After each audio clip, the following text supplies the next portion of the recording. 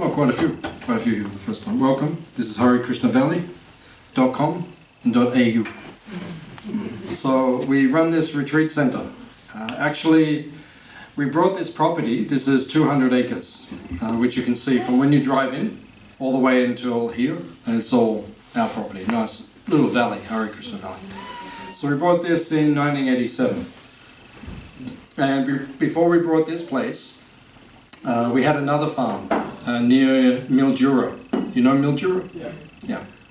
So up there we had another farm. That was 20,000 acres. Oh, wow. It was a big one. It was on the bank of the Murray River. No, it's nice property, very nice property. But it was too far away. It was 7 hours from Melbourne. A very remote place. So our leaders decided to get a place closer to Melbourne. So then we brought this property. It's 200 acres in the forest. It's a nice property. And when we brought this property, we first of all built this building here. This is a school. And we ran a Hare Krishna primary school for 7 years. We had a nice little school for the kids. But then in the mid-90s, the government were merging all small schools in country Victoria. So we lost our funding. And then at that point, most of our community moved to our other farm, which is in northern New South Wales, in Murwillumbah, which is near Byron Bay. And then for about 10 years, it was very quiet here. And then I came here in 2007, about 15, 16 years ago, with my friend Mani Griva, you saw him, he was singing with me. And we moved here about 15 years ago to run a retreat center. So when I got here, we had to convert all this from classrooms, take down all the blackboards and change everything. And we turned into a retreat center. Now we run retreats on yoga and vegetarian cooking and Ayurveda and Vedic astrology, all different things. And Mani Griva, he lives on the other side of the property, and he looks after the Goshala. Goshala means the cow barn, where the cows live. Have you seen our cows? Yes. Not yet. Not yet? Yeah. After lunch, we'll take everyone over. You can go to the Goshala. Hands up, you like to see the cows. Yeah, at the Goshala. A very special Goshala. This is a Goshala, means a cow house, a cow barn. The cows are protected, just like we have a home to live in. Yeah. So the cows also, they have it. You have to treat them very nicely. We'll speak about that today, because today is a special day, so we can speak about that. So when people come here, they learn about how to be peaceful and happy. And hands up, you want to be peaceful and happy. Oh, that's good. Peaceful and happy. I haven't finished yet. So hands up if you are already peaceful and happy. That's good. Yeah, some people are peaceful and happy. That's good. Right. So as you said, you teach people how to be more peaceful and happy. Increase it. Because the nature of this place is we teach people how to prioritize life in such a way that you can get maximum peace and happiness. Because society is a little dysfunctional at this point in time. Does that sound like a reasonable statement? Society is a little bit chaotic, a little bit turbulent, a little bit upside down. And they don't know what to do. They don't know what to do. So here we teach people what to do. We can reorganize things, restructure things, so that you can live peacefully and happily in this world with maximum satisfaction. So one of our secrets is that we do kirtan. Kirtan is chanting. So just before, we were all chanting together. So why do we do this? Because these mantras that we chant, the Maha Mantra, it is spiritual sound. Right? It is made up of the names of Bhagwan, or we say in Australia you say God. In India you say Bhagavan, Bhagwan. And we say Krishna. Just like every country has a leader. Like in Australia, who is our leader?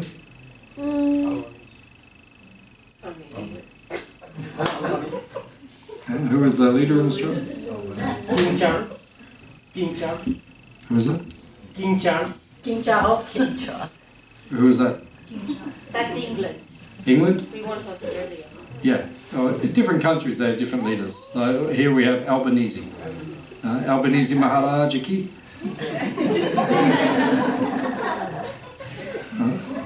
Is the king of the country. So in England they have King Charles.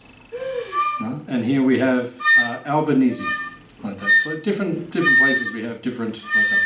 That may not work. That sound may not work. Yeah, if I'm giving you a talk and we're having a flute concert, it may not work perfectly. So we have Albanese. We have a leader, and just like in the spiritual world, there is a leader. There's a leader in the creation. People call him Bhagavan, or they call him God, or you call him whatever you want. But he has a name also. He's a person. Just like you can say Prime Minister, or you can say President, or you can say King, but the person has a name. They're a person. So Krishna is the name of the person. We address him personally, more intimately. That's what we teach here, how to get closer to Krishna, closer to God, through understanding who he is, what he looks like. So you see in all the pictures, we have pictures of Krishna around. He's a bluish cowherd boy. So in this way we understand his personality. So when we chant the mantra like we were doing before, you're chanting his name over and over again, you feel his presence, and he is full of bliss.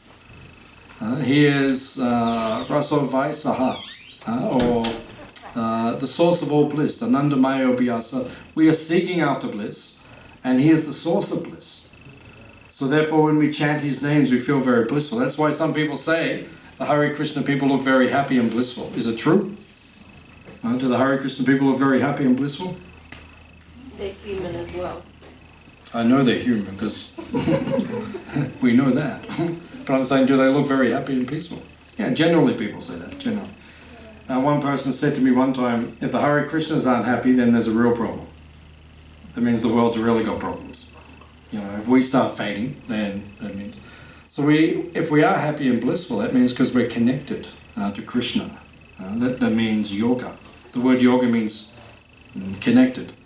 Through bhakti. You understand bhakti? Yeah. Krishna says in Bhagavad Gita, Bhaktya mama bijanati yavanyaschasmi tattvataha. You can understand me by bhakti. Bhakti means devotion. Devotion means the way we express our love. Just like today's Mother's Day. So how do you express your love to your mother? Buy cake. What's that? To buy cake. To buy cake. Yeah, it's an expression of love. Or just like I saw my mother last night. So then I sent her a message this morning. I said, Happy Mother's Day. And she said, oh, your brother is here. He's making me a cup of tea. Because it shows love. I remember when I was younger, I used to make my mother a cup of tea on Mother's Day. She'd always say, this is the best cup of tea. This tastes the best. Because it's not the tea. Tea you can get anywhere, anytime, any day of the year. But when someone does it with love or devotion, then it tastes relishable. So Krishna is like, that's what we teach you. Right? How do you please God? You offer whatever you do to him for his pleasure. The food that you cook, you offer it to him for his pleasure. Just like here, we're setting up on the altar because we're making the plate up of all the things we've cooked today, and we're going to bring it in, we're going to offer it to Krishna, to God. Why? Because we want to show him our love and devotion. He is first. Then we take prasad. Prasad means the remnants. Then we take whatever is left. You always leave something. So we take that. And then it becomes spiritualized, it becomes purified because he has touched it. That is bhakti yoga. And if the whole world does this, the whole world will become peaceful. But what happens now is the world is exploiting. Everyone is trying to exploit. Right? We eat everything without first offering it to him. And if you do like that, then you have to get karma. Have you heard of karma? Has anyone ever had karma in their life? Yeah, one man here. Okay, 2 people. Okay, now 3. We have karma. But you can get rid of your karma. That's what we teach you. Get rid of the karma. How do you get rid of it? First you offer everything to Krishna. Right? And then the karma is taken away. And then you become akarma, or without karma, right? Which is good. So that's what we practice here. We teach people these principles. So we did a little bit of chanting, and while we're doing the chanting, then my wife was doing the arati. Arati means a blessing ceremony. So just like when someone comes to your home, just like, if your mother comes to visit, then you want to make everything nice for her. You want to make everything nice for your guest. So what is the first thing that my wife was offering? What was it? Flame. The flame. Just before that, there was the agabati, the incense. Yeah. So the first thing you do when someone comes to your house, you make everything smell nice. So you light essential oils, you have an oil burner, or you might light some incense or something. You make everything smell nice because you're receiving the guest. So similarly, when someone comes into your house, we want to do like that. We want to receive the guest. I think he's going to stop from, don't let him touch the camera, otherwise I'll throw it off. So we make everything smell nice. So that's what we do, because we're saying this is Krishna's home. We're honouring the guest, or we're honouring the owner of the home. So the first thing we do, we offer the incense, like that. And then what is offered, then when we smell that, that purifies us. Second thing we offer is the flame. Why do we offer the flame? Because in the old days, you would have to light the house. These days, you just turn a switch and everything just turns on. Your house is ignited. But you go back 100 years, 200 years, you had to go around and light candles or different things in the house to create illumination. Right? So that's what we're doing. We're offering the flame. Then what do we offer? The water. What is the water for? When someone comes to your house, they've been traveling a long distance, you say, would you like to refresh yourself? Do you need to have a shower? Do you need to have a bath? Do you need to refresh yourself? So we're offering some water for that, to refresh. And then after that, we offer some. Just before the flowers, we offered the handkerchief, which represents cloth. So in other words, in a very cultured society, someone would come to your home, they've traveled a long distance. After they bathe, you say, would you like a fresh set of clothes to put on? So you're offering fresh clothes. That's what the cloth represents. And then after that, the flowers. So just like when you see pictures of Krishna, he's wearing like a lei or a garland on him. Like you see the flower garland is there. So when someone comes, just like you get to Hawaii, you get off the plane, they put a garland on you or a lei, like that. So it makes you cool. It's very fragrant, and it's a cultured way of receiving someone. So we offer the garland. And then finally, we offered the... Which one? No, the chamara. And you saw the yak tail. Just like when the king comes, then you fan the king. Like that. So that's what we're doing. So you can do this for any cultured person. You can do this for your mother. It's Mother's Day, so you can do all this for her. When you get home, get a yak tail and you can fan her. Stand there and just fan your mother. She'll enjoy it very much. This is the way that we can receive a guest. So that's what we're doing. We're offering the arati. So this place is for teaching people, this culture, right, how to do things for the Supreme, for Krishna. So today is Mother's Day. So actually, in our tradition, we actually have 7 mothers. How many mothers do you have? 2. Very good. Okay, we have 7. So the first mother is your biological mother, Mataji, your mother. That is your first mother. And actually says in the ancient teachings, the first mother, your biological mother, is your first guru. Because she is the person who teaches you about life. So she's the guru. But in a traditional, spiritually surcharged society, the mother would teach you about spiritual teachings. Not just material things, but the meaning of life. So she's considered the first guru within our society. These days, that doesn't always happen. The mother doesn't always teach us about spiritual things. She materially maintains us, which is good, but then further than that should be the spiritual things also. Then, the second mother. The second mother is the earth. She is our mother, Mother Earth. Do you look after the earth? Do you look after the earth? Hands up if you look after the earth. Sometimes. Sometimes. Yes, we should look after the earth. Why should we look after the earth? Because she is our mother. Because without her, we don't eat anything. All the food comes from the earth. She stops giving food, then big trouble. So she is our mother. We have to look after her. The American Indians, they say, never do anything to the earth which will affect 7 generations of your people. You have to think, every time you deal with the earth, you have to think 7 generations. Are they being looked after? And what have we done in the last 100 years? Beyond it. We're not even looking after 1 generation. Right? We've wrecked everything so much that this generation is getting affected. Right? Our children, the first generation from us is becoming affected. Right? Not looking after the earth. So the earth, Bhumi, she is the mother. She is our mother. So the first mother is the biological mother. The second mother is the earth. We have to look after the earth. The third mother is Gomata. Gomata means? Who is Gomata? The cow. You go and see her after lunch.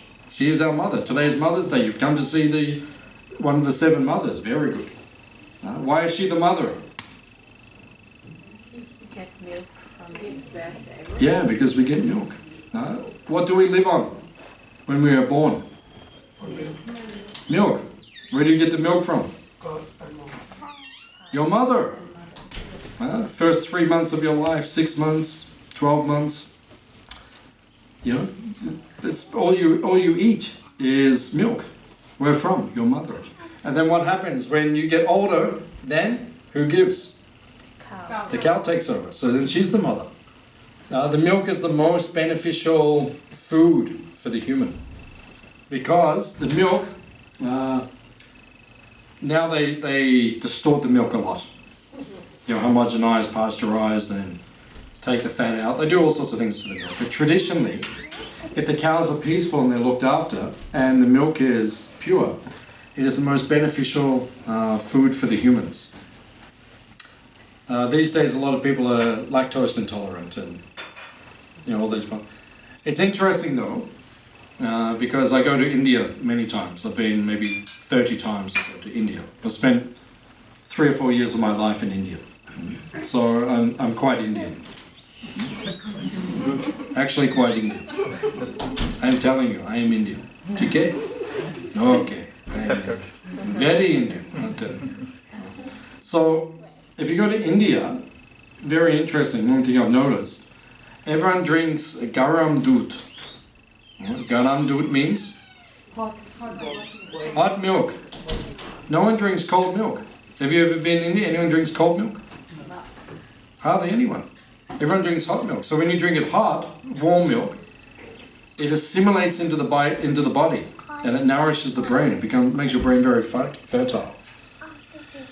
But in the West, we drink cold milk, and it has a very different effect on the body. Right? You take something out of the fridge at 4 degrees and then you drink it. For the body to assimilate that takes twice as much energy, or even more. It's very hard to digest. That's why people have lactose intolerance. Right? It's hard because they're not drinking the milk properly. How many people are lactose intolerant in India? Never heard. You don't hear about it very much. How many Indian people you meet? Oh, I'm lactose intolerant. It's rare. It's a rare thing. Some people have got it, but it's not very common. So you have to understand how to take the milk as well. So the milk coming from the cow is the most beneficial food. So here we look after the cows. Because they're our mother. They give us milk, they look after us. And they can do many other things as well.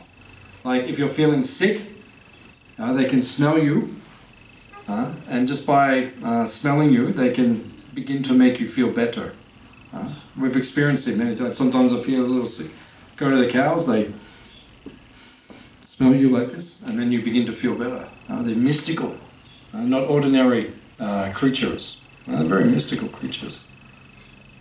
Some of them are even more mystical. We have one there, her name is Revati. I can show you which one she is. She can, if you're sick, she can cure you. Very powerful. Do you believe these things? Yeah, why not? Or else you can go to the chemist and take medicine. Or you can come here and we can let the cows smell you and they can fix you. Which is better? You take your choice. I don't go to the chemist. I don't go to the chemist. I go to the cows. You can go wherever you want. That's up to you. But the cows, they can fix you. They do so many things. They're our mother. They look after us. So we have to protect them. So here at Hare Krishna Valley, our dairy, our Goshala, it is called Ahimsa. Ahimsa means? Non-violent. You saw the signs when you came in? What was the first sign? What did it say?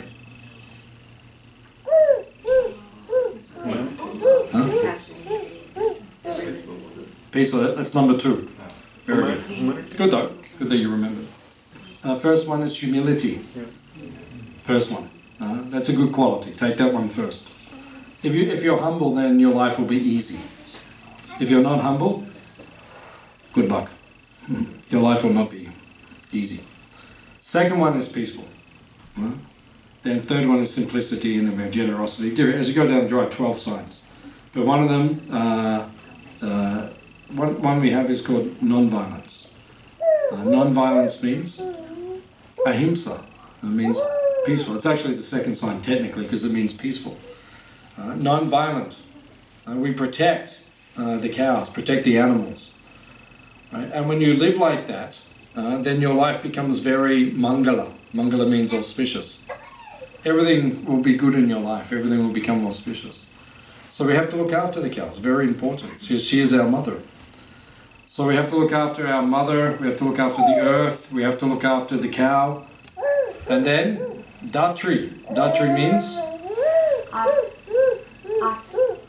Datri means nurse. Datri. Datri means nurse. This was in traditional times. There was a wet nurse. Sometimes the mother could not give milk. Other ladies in the house or other ladies in the village, they would also feed the child. So it's technical. So Datri means like the wet nurse. The person who would also, because traditionally people lived in villages. Everyone knew each other. Yeah. Now maybe you don't even know your neighbor. Hands up if you don't even know your neighbor. Yeah, some people putting their hands up. People don't even know who the neighbor is. I don't even have neighbours. That's technically different. But for those who do have neighbours, some people live in their van, they travel around. Yeah, you don't have neighbours technically. But those who do have neighbours, some people don't even know their neighbours. But in the old days, everyone knew everyone. And you lived in a village, and everyone knew each other. And that's the best way to... That's why now we have mental health issues. Back 100 years ago, 20 years ago, people didn't have so many mental health issues because you had a village, right? Everyone knew your business, you knew their business, right? Everyone was there. You don't need a psychologist, you just go to your neighbor. Yep. Now you have to pay someone, $150 for an hour, all right, just to listen to you. Previously you had a neighbor that was there. The society was so much stronger. So this was the wet nurse, Datri. It was a better society previously. Then, so you have the mother, the cow, the earth, the Datri, the wet nurse. And then you have the wife of the king, the wife of the Brahmana, and the wife of the Guru. Guru Patni, Brahmana Patni, and Raja Patni. They're also your mothers, because they'll protect you, they'll look after you. Raja Patni. Raja Patni means wife of the king. So who is the wife of the king? Camilla. She will look after you. Camilla Devi ki? Or Anthony Albanese. What's his wife say? He doesn't have a wife. Doesn't? No. He's got a partner, but they're not married. Oh, they're not married. Okay. Okay, so we're in trouble. We haven't got the wife of a king. But she's her mother. Now we can go to Canberra. We can knock on the door at Parliament House. We can say, Mataji, please help me. Please look after me. That's technically, that's what these people would do. They would make sure everyone in society is being looked after. That's the duty of government. The duty of government is to make sure everyone in society is peaceful and happy and cared for. Just like they had protests in Tasmania yesterday, because They want to build a $700 million football stadium. Right? So everyone came and protested. They said, we can't even afford to pay our rent anymore. We can't even, our electricity is costing too much. Right? Why don't you spend the money in reducing all these things? We don't need a $700 million football stadium. Good. Yeah. So people are protesting now. I haven't seen this before in Australia, actually. The cost of living is becoming so challenging now Yeah. that now, Australians are going out to protest, and this will increase. So the government should organise things so these things don't happen. Everyone should be fed. Everyone should be comfortable. Right? We tax the citizens, but we use the tax for good things. You don't use the tax for, we don't necessarily need $700 million stadiums at this point in time. If the money was used properly, we could actually have both. But sometimes the money's wasted. So on a day like this, on Mother's Day, you go to Anthony Albanese's wife, you say, fix everything, please. You're our mother, look after us. And tell Anthony to look after us, because the husband will listen to the wife. Usually the wife, she has great control over the husband. So if you go to her, then she can change it. So we can all go to Canberra next weekend and we can speak to her. And we can fix Australia. So this is Mother's Day. So these are the 7 mothers. So on this day we honour all 7 mothers. Not just one mother, but all 7 mothers. So I'll stop here for now and I'll just ask, does anyone have any questions or any comments which you'd like to ask us about anything? Or about anything that was spoken about. If you want some spiritual guidance or you have any questions, anything that you're wondering about, then you can ask us and I can try to answer those questions. Not a question, but an acknowledgement of new information that I've never heard before, so thank you. Yeah, that's good. Yeah, that's why people come here, because we're sharing information, Like, this is a very ancient tradition. And I've been practicing or following this tradition for more than 30 years, more than half of my life. And it works. These are ancient teachings. They've already been there for thousands of years. And if you follow these things, your life becomes peaceful and happy. So we're just sharing all these things because we just want people to be peaceful and happy in this world. Is it okay? Very okay. It's very okay. Very okay. Any other questions or comments? What do you think about all the wars that are going on in the world and all the money that's being spent on defence systems? What do I think about it? I think it's not very good. The war always there. Maybe outside, maybe inside. Yeah, that's it's kind of true in this world. The first point is, why is there a war in the first place? War is due to ignorance. Because who's fighting? Right, what's the most prominent war at the moment? It's Russia and Ukraine. That's the most prominent. There's more conflicts on the planet, but that's the most prominent. So, what's the difference between a Russian and a Ukrainian? What's the difference? We're just people. Bruce Lee. You know Bruce Lee? Yes. You've met him. Oh, okay. I thought, but you know who he is, right? Bruce Lee, yeah. So he was there. So he came to America in late 60s, early 70s. And back then, now it's more common. People go all over the world and cultures are everywhere. But back then it was a little bit different. East and West had not met. They were just beginning to meet. Late 60s. In 1969, Time magazine called their annual publication The Year of the Guru in 1969, because East and West were merging. People were coming from both places. People were beginning to visit the East. The Eastern teachers were coming to the West, so it was beginning to merge. Now it's common. We all know about all these things. So Bruce Lee, he came, and he was Asian, and he was bringing karate, kung fu. He was bringing martial arts, and this was just beginning to come into the West. And people, they asked him, they would always ask, from your country, and what's it like, and what do you think of America? And he said, why does everyone always ask me this? He said, I don't see a difference. I just see humans. Why do we say, that's Chinese, that's American? What's the difference? Really. I mean, okay, we're different. We come from different lands, but what's the difference between us? So if you see like that, then why are you going to fight with another person? What's it doing a Russian and a Ukrainian? There's no difference. So what are they fighting about in the first place? Why does, and this is the point, why does someone feel threatened by another person? If we all understand we're children of God, children of Krishna, and we understand we're all spiritual and we're all brothers and sisters, then where's the conflict? Where's the fight? Yeah, you're not going to come here and we're not going to fight you. You had the last bowl of dessert. Step outside. Now we're going to work all the... No. Maybe we can just get the kids to sit down a little bit. That would be good. Or else there's also trampoline, there's playgrounds. If they really want to play, they can go outside as well. Yeah. Have to... Prabhuji. Have to be... That's okay. Have to be shanti. Shanti, peaceful. Yeah. Otherwise, it's hard to concentrate when there's so many. So, what is the difference? If we understand our spiritual essence and we're all coming under one personality, what is the difference? Why is Ukraine and Russia? Why do you feel threatened? Why is the people over there, what they're going to harm us? That's what it's about. Because they feel that NATO is coming closer and closer to the border. So then they thought, we have to dominate this country because we need like a buffer between us and them. But what's the difference anyway?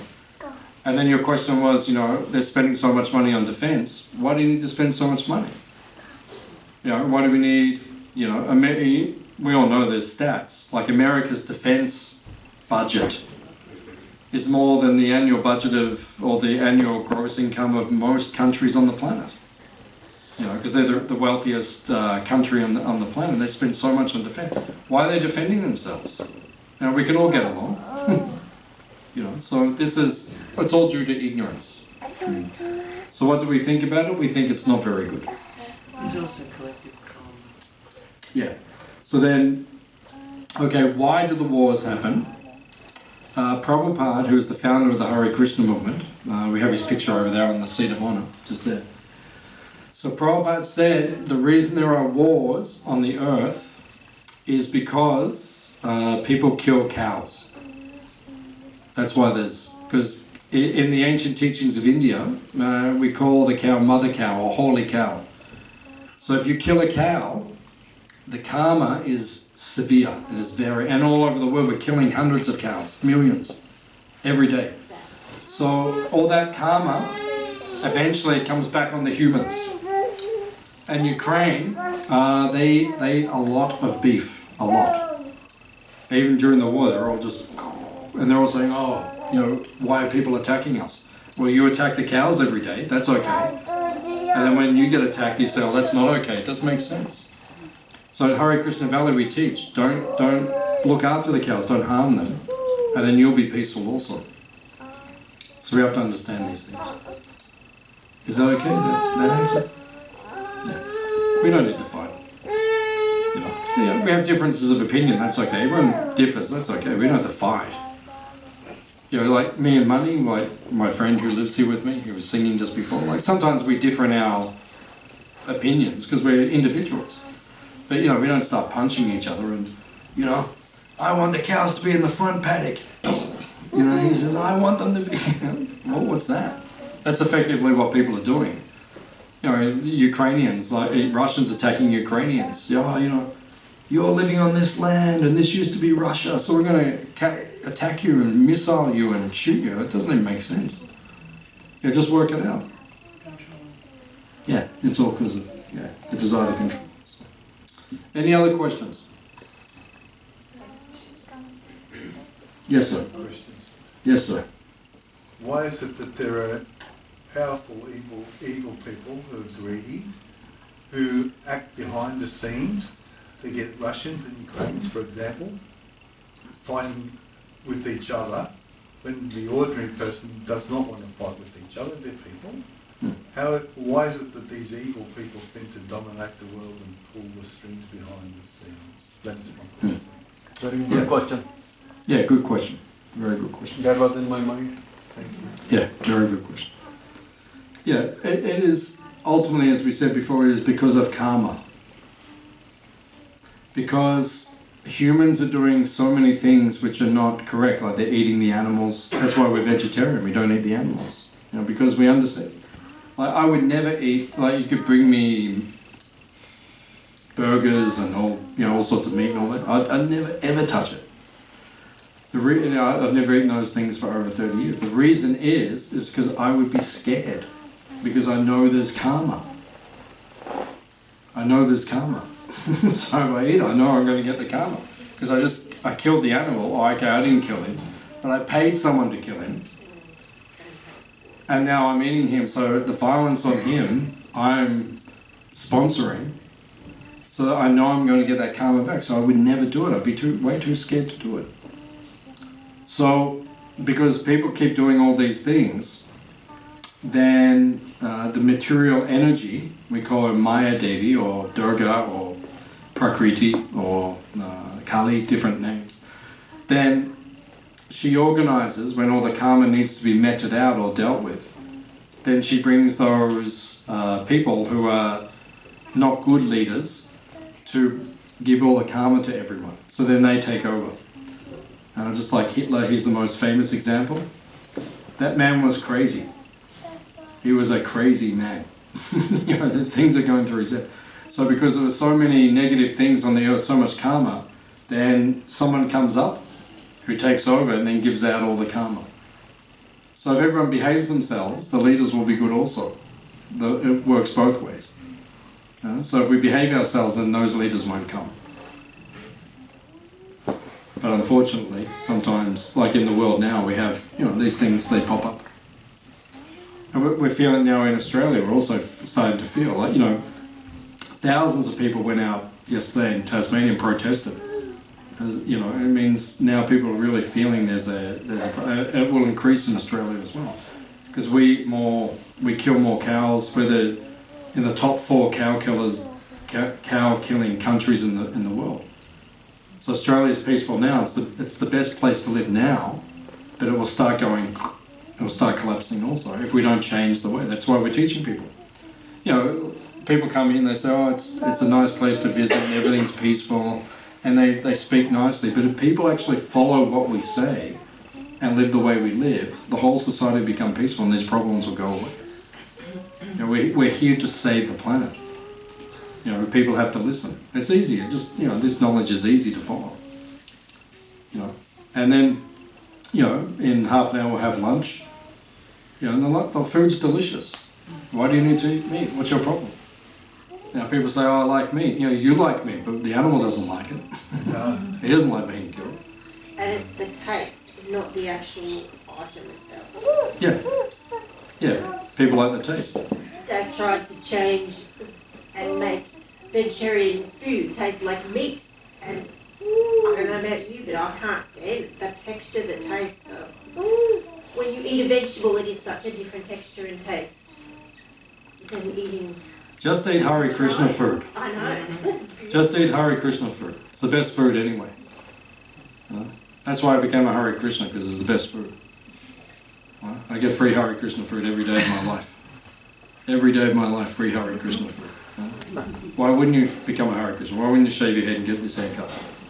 Wear robes on the street. They give you this food, I said, no problem, I'll do whatever you want. Because the food is delicious. So you don't need to eat animals to eat good food. If you don't like our food, we'll give you your money back. No problem. Yeah, please. You were saying how Australia is peaceful, that's just kind of looking in the context of wars, but then however we're not, because you can see that we're already being dealt with the collective karma through flooding and bushfires, and so it doesn't just come out in wars, it will come out in famine, it will come out in fires, it will come out in earthquakes and flooding and rising sea levels. So there's so many ways that karma can be dealt out with. So at this point in time, we're not actively engaged in a war at the moment, but yet so many communities are still trying to recover from decimating natural disasters. So, and it's just a matter of time. Like, you know, we've been quiet down here for a few years, but, you know, fires can come any year and or flooding or whatnot. So, you know, it is happening. It's happening here. It's always happening. So that's just to, you know, sort of push the urgency of actually taking on, you know, trying to nullify that collective karma by living in a Ahimsa life, Krishna conscious life, ultimately. Yeah, nice. On an individual basis, would it be fair to say one of the best things we can do is to try and spread the word and enlighten other people? Yeah, of course. Yeah. Try to give these teachings to other people. You know, we have all these ancient teachings, all these books and so forth. So give the books to other people. That's something we do, and you know, in different ways, just try to encourage them to understand these teachings and to begin to practice these teachings, and be an example yourself. Yeah, like I go so many places and then people say, you know, I say, oh, sorry, I don't eat meat. Like that. I say, oh, why don't you eat meat? And then you explain it a little bit to them, and then, you know. So then it helps them become enlightened also. I was on a plane one time, and then the stewardess, because she had to give me some, I ordered the vegetarian meal, but for some reason it wasn't there. So she went to the front of the plane to the business class, and she was getting nice things for me. And then she came back and she was giving them to me, and I was saying thank you, and she said, oh, why are you vegetarian? And I could, you know, when you're talking on a plane and there's like 10 people, I could hear everyone was listening. So I was telling everyone why we're vegetarian and why we eat this food. And so yeah. If we can, when we communicate with other people, do posts on Facebook or whatever. Yeah. If it just changes someone having a meal that's not there, that's a change. The animal will not be killed. So indirectly, we can do something about it. Things like that. If we change people's taste and habits. Yeah, so many things, so many ways we can do it. So. Yeah, spread the teachings all over the world. Yeah. Thank you. Any other questions? Yeah. With regards to milk, I know here the cows, Yep. the bulls, they live a long, Yep. happy life, they're not destroyed. Yep. But the milk and the cheese and all those dairy products that are sold in the supermarket, they come with a lot of karma, because those cows, Same their industry. babies, you know, the young-born calves are taken off them, Industry is the same. slaughtered. Yeah. Yeah. Unless they're female. Yeah.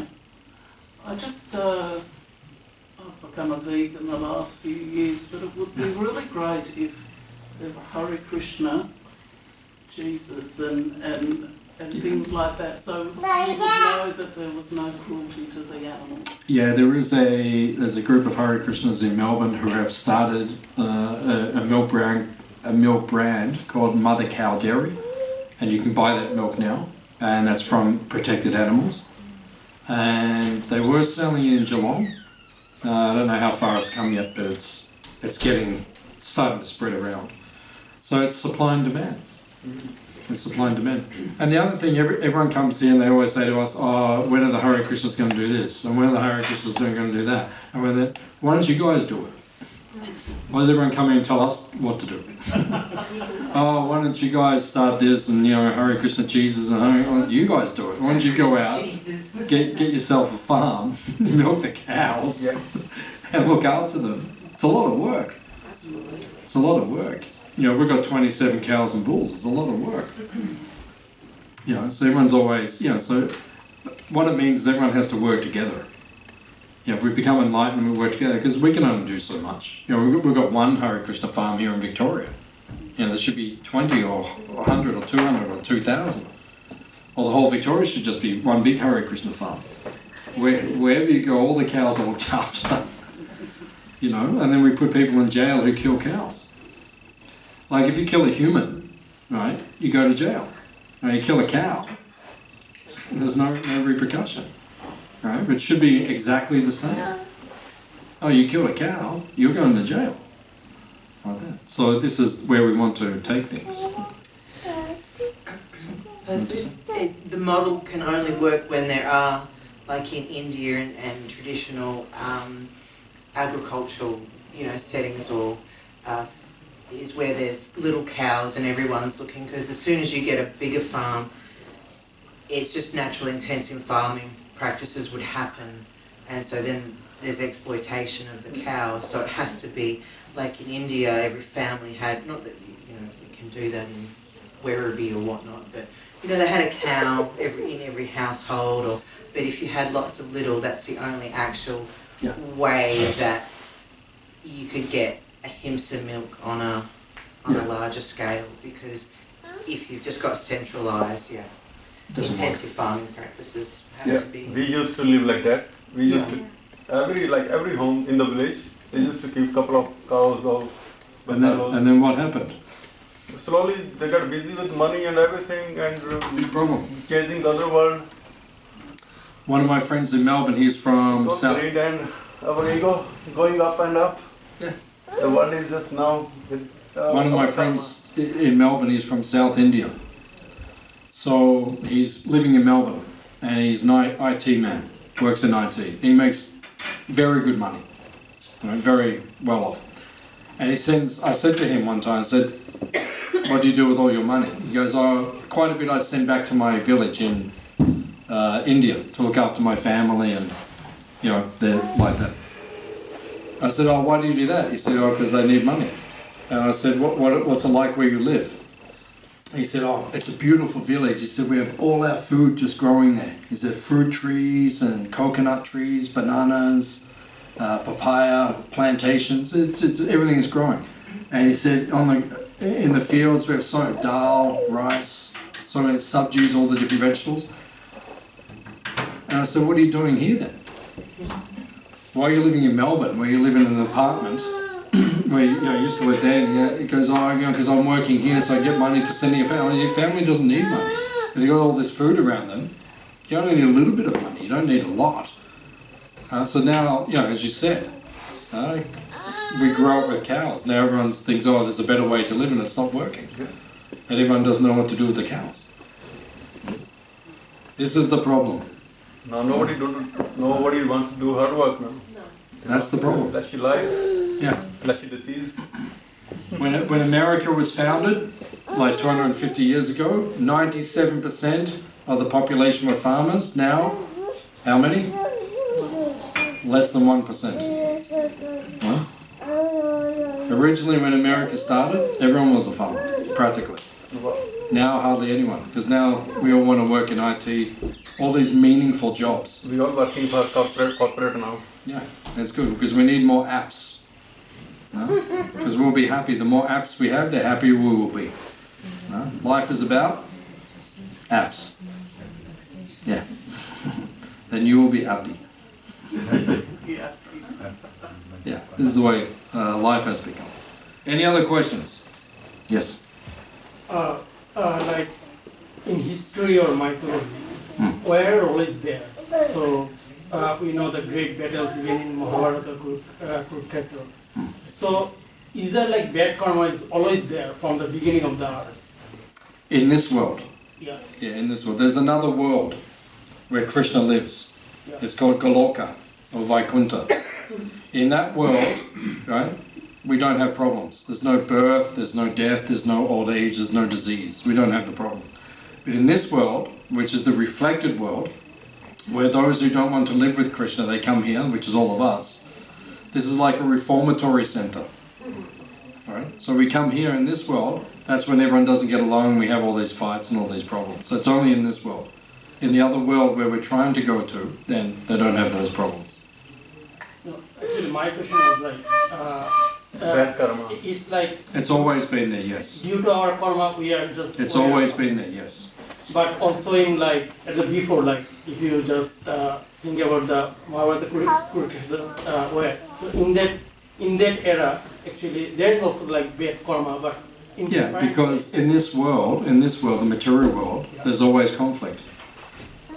But in the spiritual world, there's no conflict. So it's only in this world where you have conflict. It's always been there. It's always going to be there. Because people are materialistic here, not everyone's spiritual. So. Any other question? Just to add to the context you were talking about, the mind, like what is, whether it's in Gita or whether it's in Patanjali Yoga, so mind works outward. And the apps you are talking about, so mind requires content basically. And the apps are providing more and more content, and that's why the mind is become more and more uneasy. In the context of the apps, so many apps makes the mind uneasy mind. Limited content, mind become more peaceful, calmer towards the spiritual gains and all. Yeah. The same in our life. Small content in our home, less worries. Yeah. More things in the home, more worries. Yeah, Yeah. that's Simple as directly, it's directly proportional. The worries is directly proportional to the content of the mind. It's inversely proportional. As the content reduces, the mind becomes peaceful and calmer and calmer. As it becomes still, then you can have a greater visibility of Atman, which is defined in Gita as well. It's self-pervading everywhere. Simplify your life. I was brahmachari for 8 years. I was a monk for 8 years, Wow. brahmachari. So everything I owned was in one cupboard. One cupboard, like a single cupboard, just like that wide. Everything I owned was in that 8 years, that's it. Even if people anyone here, if go for camping or something, once you're in the camping and all that, you'll be more peaceful compared to when you come back to home and watching Netflix, Amazon and all that, and then mind becomes agitated with those content. We can make our home just like that. Yeah. We can make our home forest or a hell. We have 200 acres, so just bring your tent, you can settle. Yeah, we do. Yeah, live in your tent. Yeah, we do all the time. But you have to do some cooking as well. We do cook as well. Yeah, you can come, you can cook some chapatis. Yeah. You can't just live in your tent, you have to contribute something here as well. So you come and cook some chapatis, we'll let you stay in your tent, okay? Yeah, sure. Okay, no problem? No, anytime. When we go out for Hare camping, Baba, just do it. Why you talk all day, just do it. Any other questions? Food. You had a question? Who is Radha? Say it again. Who is Radha? Radhe. Radhe, who is Radha? Who's Radhe. Radhe? Who is Radhe? Radhe Krishna. Yeah, Radha and Krishna. So Krishna, we understand Krishna is God. So he is the blue cowherd boy. So you've seen the pictures. He is the blue cowherd boy. That is God. And then next to him, that is Radha. That is his best friend. So she is always with him. So when we chant Hare Krishna, Hare Rama, Krishna and Rama, they refer to Krishna, and Hare refers to Radha. So when we approach Krishna, we go through his feminine energy. So we always worship God with male and female. We don't just worship just Krishna. So Radha is his best friend. She has captured his heart. So if you go to her, then she will introduce you to Krishna. She will bring you to Krishna. She's very soft. Usually the mother is softer, usually. Like the father will be heavy, then you go to mum and you say, oh, can I do it? And she says, yeah, okay, you can do it. Right. Usually it's like that. Is it okay? Any other questions? Someone else I saw put their hand before? No, that's it? Okay. I have a question. It's about Yeah. It's about karma and akarma. I mean, you are when you started talking about do whatever you do, just start with sacrificing to the God and doing stuff. But as our regular life, we have to do our work. Like maybe it could be study, it could be work in office. So, for example, I'm in academic world, so I have to do my work as a researcher. And how can I balance, I mean, whatever I do, if I sacrifice to the God and start working, like, okay, whatever I'll do, I'll try my best. But when I start work, lots of other works, evolving stuff will come out, like, one after one. And Where do you live? Unhappy, huh? Where do you live? Where I'm living now? Clayton. Clayton, okay. So there are Hare Krishna devotees all over Melbourne. And they have a program all over Melbourne called Bhaktivedanta. Have you heard? Bhaktivedanta. The programs all over Melbourne, home programs. So they meet every week in their homes. And if you go there with them, they will teach you because they all do what you do. They're all professional people. They all live outside. They're doctors, lawyers, teachers, all these things. But they get together and they have spiritual programs every week, and they can teach you how to, because they're all doing it, they can teach you how to live in that world and do what you do, but then also how to make your life more spiritual. Not only spiritual, also like how can we be happy whatever we do. They can teach you all these things. That's all the process. They can teach you all these things. It's all possible. There's many people doing it. It's more advantageous to do what I'm doing, because I'm fully dedicated to Krishna. So I live here full time, everything here is spiritual, and everything I do is for Krishna's service. That's the best. But not everyone can do that. That's not the way the world is. So then you have to learn how to do it outside when you're outside, because it is more difficult. Like, I would find it difficult to do what you do. You know, to live, to work where you work, and to deal with all the material things all day. I would find that difficult. You know, that's why I do what I do, because I don't want to live like that. But some people do, so now you have to learn how to strike the balance between the two. So there are people who are doing it, they can teach you how to do it.